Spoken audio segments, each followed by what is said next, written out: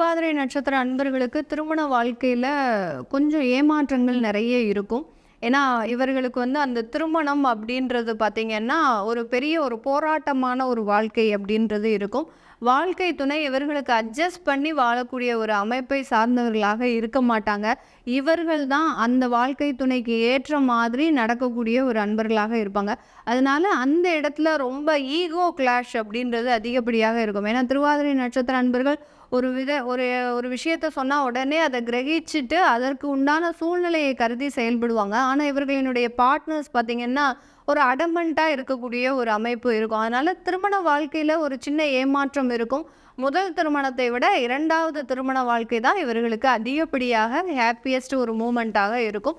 திருமண வாழ்க்கையில இவர்கள் சொந்த பந்தங்களோட இருந்து வாழ்க்கை நடத்துனாங்க. அதாவது ஒரு கூட்டு குடும்பமாக இருந்து வாழ்க்கை நடத்துனாங்க அப்படின்னா, அதுல ஒரு மிகப்பெரிய ஒரு ஏமாற்றம் இருக்கும்.